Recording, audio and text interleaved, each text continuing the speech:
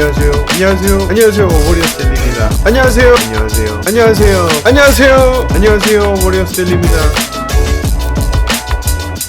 안녕하세요. 워리어스델리입니다. 이번 NBA 시즌은 코로나 때문에 늦게 시작을 했기 때문에 기존 82경기가 아닌 72경기를 하게 되고, 그 말인 즉슨 지난 피닉스 전까지 37경기를 치르고 올스타 브레이크를 하고 있는 지금 딱 시즌의 반이 지났다는 얘기입니다. 작년 시즌을 제외하고는 항상 좋은 성적을 냈던 골든스테이트 워리어스였기 때문에 늘 높은 기대치를 가지고 시작한 이번 시즌에 기대에 부응하는 적도 있었고, 또 전혀 기대에 못 미치는 모습도 골고루 보여주면서 좀 복잡한 기분을 주는 시즌을 이어가고 있습니다. 이제 트레이드 데드라인도 곧 다가오고, 남은 시즌을 어떤 방향으로 가지고 가야 할지, 그리고 내년에 있을 시즌은 지금부터 어떻게 미리 준비를 할 수 있을지 오늘 함께 얘기해보면서 생각하는 시간 가져보면 좋을 것 같습니다. 영상의 모든 내용은 저의 개인적인 의견임을 이해하고 봐주셨으면 좋겠고, 영상을 봐주시는 분들께서 제 말에 동의를 하실 수도 있고 또 반대하실 수도 있습니다. 만약에 제 의견대로 골스 프런트 오피스가 진행을 하더라도 그게 뭐 꼭 정답이 아니고, 반대로 간다고 해서 제가 틀리는 것도 아닌 그런 정답이 있고 없고 그런 것이 아니기 때문에 여러분의 의견도 댓글에 같이 적어주시면 정말 감사하겠습니다. 그럼 시작하겠습니다. 우선 시즌 중반 리뷰입니다. 골스는 지금 37경기를 치르면서 19승 18패, 서부에서 지금 9위를 하고 있고 승률은 51.4%로 거의 딱 중간 정도입니다. 시즌 중반에 레이커스, 클리퍼스, 포틀랜드 등 강팀을 잡아내기도 했지만 대부분 강팀을 상대로는 한없이 좀 약한 모습을 보였고, 몇 개의 예외를 제외하고서는 약팀 혹은 승률이 50%가 되지 않는 팀을 상대로는 거의 다 경기를 이겨냈습니다. 그리고 최근에 3연승, 그 이후로 바로 3연패까지 하면서 이번 시즌 3경기 이상, 3경기 이하도 접은 적 없는 나름의 일관성 있는 시즌을 가져가고 있고, 강팀에겐 지고 약팀에겐 이기면서 과연 올해 골스는 강팀인지 약팀인지, 이게 똥인지 된장인지 뭐가 뭔지 애매한 그런 시즌입니다. 그럼 일단 주요 선수들을 짚고 좀 넘어가도록 하겠습니다. 우선 스테판 커리를 보겠습니다. 많은 사람들이 시즌 전에 의심하던 과연 커리 혼자서 팀을 캐리할 수 있느냐에 대한 대답은 충분히 저는 증명해냈다고 생각합니다. 시즌 평균 29.7점, 5.5 리바운드, 6.3 어시스트를 하고 있고, 개인 기록만 봐서는 시즌 MVP 후보에 올라가도 전혀 아쉽지 않은 기록입니다. 그리고 무엇보다 이 기록들은 상대의 수비 집중 견제를 받고도 이런 기록을 낼 수 있는 것이기 때문에 실로 대단합니다. 올해 올스타전에서도 서부 스타팅 가드로 선정이 되면서 여전히 건재함을 보여주고 있는 커리지만, 마지막 몇 경기에는 좀 들쑥날쑥한 경기력을 보여주긴 했습니다. 하지만 그 많은 부담과 견제를 받으면서도 계속해서 좋은 기록으로 아직까지는 모든 걸 다 이겨내고 있고, 이제 적지 않은 나이 32살이기 때문에 부상도 좀 조심해야 하고, 워낙에 많이 움직이는 플레이 스타일 때문에 체력도 좀 안배를 시켜줄 필요가 있습니다. 다음 드레이몬 그린입니다. 시즌 초반 4경기를 나오지 못했고 돌아오고 나서도 적응하는 데 시간이 조금 걸렸습니다. 원래도 슈팅이나 득점으로 재미를 보는 선수가 아니지만 올해는 유난히 슈팅이 더 심각해지면서 상대팀이 아예 수비를 하지 않아도 되는 선수로 다른 골수에게 좀 더 부담을 얹어주기도 했습니다. 하지만 최근 특히 2월에 들어서는 평균 어시스트 10.64개, 제임스 하든 10.69개에 비해 0.05개 차이로 평균 어시스트 2위를 하고 있고, 파워포워드지만 거의 팀의 포인트 가드처럼 플레이를 하면서 커리에게서 플레이메이킹에 부담을 좀 덜어줄 수 있었습니다. 시즌 중반에 어이없는 본헤드 플레이와 성질을 참지 못하고 퇴장을 당하는 등 질타를 많이 받긴 했지만, 그래도 드레이몬 그린이 없으면 팀이 굴러가지 않는 경기도 많았기 때문에 확실히 팀의 주축이 되어야 하고, 무엇보다 커리와 가장 케미가 잘 맞는 선수이기 때문에 커리가 팀의 중심인 이상 그림의 역할에도 큰 변화는 없을 것으로 예상이 됩니다. 다음은 앤드류 위긴스입니다. 앤드류 위긴스는 시즌 초반에 정말 잘했었습니다.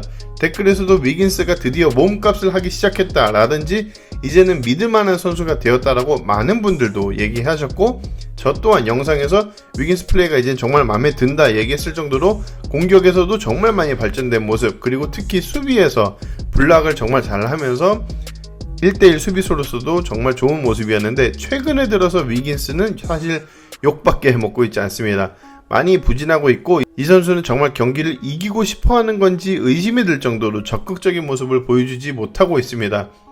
반면 앤드류 위긴스를 또 이렇게 생각해 볼 수는 있습니다. 어떤 NBA 팀에서 매 경기 꾸준하게 거의 부상당한 적 한 번도 없이 15점씩 넣어줄 수 있는 선수가 있다라고 하면 사실 싫어할 팀은 단 하나도 없습니다. 그리고 특히 15점 이상을 40% 야투율로 계속 책임지고 넣어준다면 어떤 팀에서도 원할 만큼 좋은 선수겠죠. 거기다가 수비는 더 뛰어나고요. 하지만 위긴스의 문제는 딱 하나입니다. 돈을 너무 많이 받아간다는 거.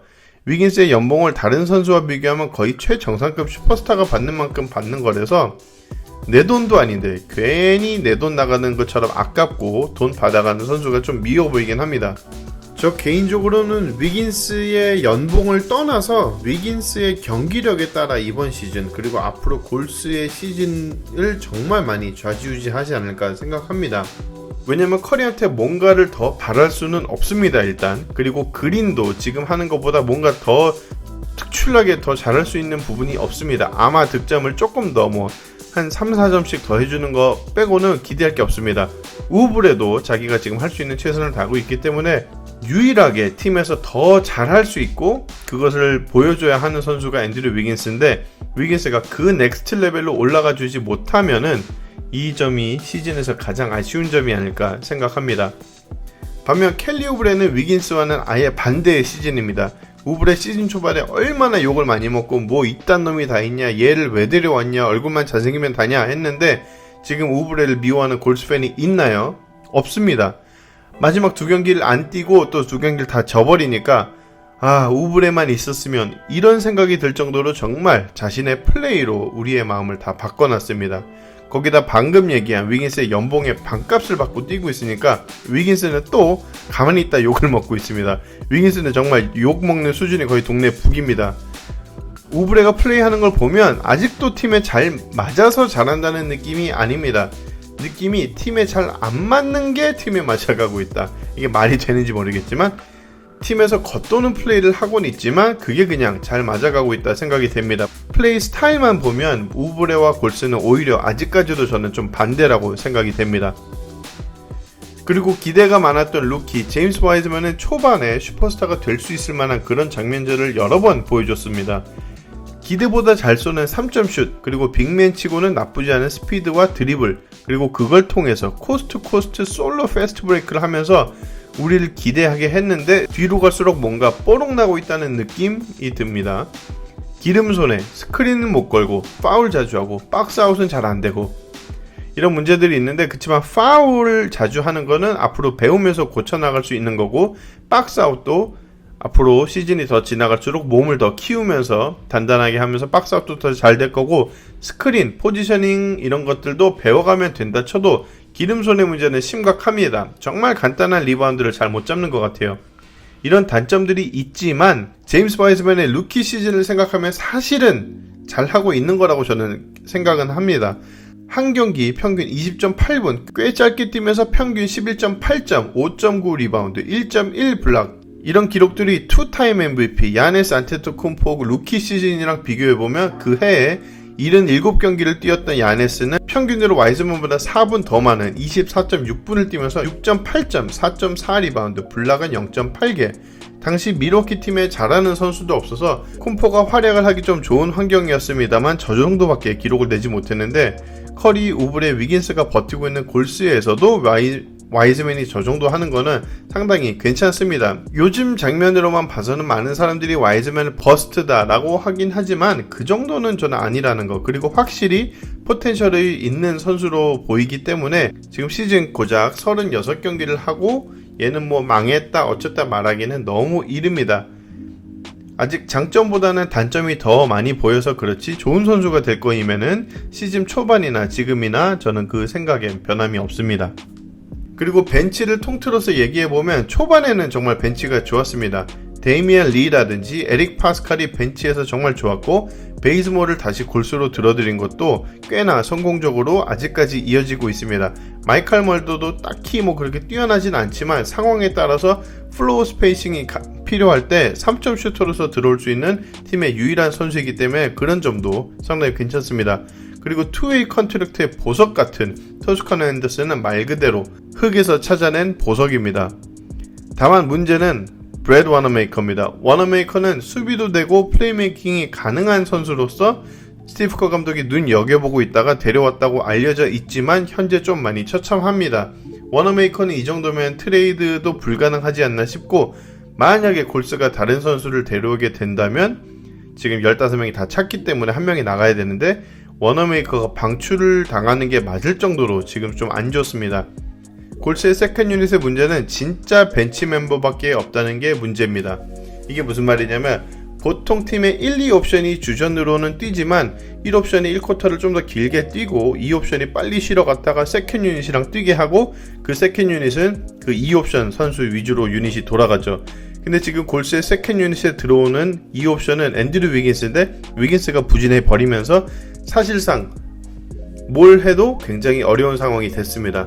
말했듯이 파스칼이 초반엔 좋았는데 파스칼 공격 패턴이 너무 뻔해지면서 요즘에는 공격이 많이 먹히질 않습니다. 예전에 우브레가 벤치로 갔을 때 나쁘진 않았는데 지금 거의 우브레가 2옵션으로 올라온 마당에 우브레와 위긴스의 롤을 바꿔볼 수도 있지 않을까 생각해봅니다. 현재 올스타 브레이크가 있고 3월 25일까지 트레이드 데드라인이 있는데 그 전까지 골스는 어떻게 해야 될지 결정을 이제 내려야겠죠. 옵션은 올해 좀 더 보강을 해서 도전을 해보냐 아니면 미래를 위해서 올해는 포기할 거냐 이건데 이게 가장 어려운 부분인 것 같습니다. 특히 아예 꼴찌를 하고 있다면 두 번 생각할 필요 없이 포기를 하고 내년을 기대해봐야겠지만 지금 딱 중간이잖아요. 그렇다고 좀 더 선수를 데려와서 잘 해보자 하기에는 우승은 좀 어림도 없는 것 같고 워낙 뛰어나게 잘하고 있는 서부의 유타나 레이커스, 클리퍼스 이런 팀들을 생각하면 잘해봐야 플레이오프 1라운드 정도까지 가는 거, 그리고 진짜 기적이 일어나서 2라운드를 가면 거기 또 산 넘어 산입니다. 그걸 노리고 지금의 사치세를 유지하면서 내년에 징벌적 사치세까지 내가면서 좀 더 빡세게 가보는 것도 너무 무리하는 것 같고, 물잔에 물을 반 부어놓고 이게 반이 빈 거냐 반이 찬 거냐 어떻게 보는 것에 따라 결정이 내려질 것 같은데, 일단 최근 워리어스의 GM 밥 마이어스의 인터뷰를 들었는데 거의 1시간짜리 인터뷰인데 거기서 가장 중요한 내용은 지금 당장 이번 시즌 잘하기 위해서 미래를 포기할 수는 없다라는 내용이었습니다. 그렇기 때문에 일단 첫 번째로 알 수 있는 건 우리가 기대하는 블록버스터 트레이드는 없을 것 같습니다. 시즌 중에 얘기 나왔던 브래들리 빌이라든지 폴징기스, 잭 라빈까지 노려본다는 이런 얘기가 있었는데 사실 지금 거의 전성기에 있는 그런 선수들을 데려오고 미래를 포기하려고 하는 것 같진 않습니다. 커리, 탐슨, 그린 이 세 명이 이제 나이가 들어가고 있고 노장에 가까워지고 있는데 당장 팀을 도울 수 있는 선수를 영입해서 한 번이라도 우승을 도전해보는 시즌이 있을 것 같긴 한데 그게 클레이 탐슨이 없는 올해 그렇게 도전해보는 시즌이 될지는 않을 것 같습니다. 그렇다고 해서 또 일부러 막 경기를 던지면서 질 필요는 없고 트레이드 데드라인 전에 선수를 팔더라도 남은 선수들을 데리고 최선을 다하는 그런 해가 될 거라고 생각됩니다. 기대치가 높은 골스이기 때문에 플레이오프에서 1라운드 탈락이 뼈아프게 느껴질지 모르겠지만 플레이오프 진출을 목표로 매년 나와서 실패하는 팀들이 정말 많기 때문에 골스도 플레이오프를 위해서 노력을 해봐야 하고 내년 드래프트 픽을 위해서 일부러 지는 거는 좋지 않다고 생각합니다.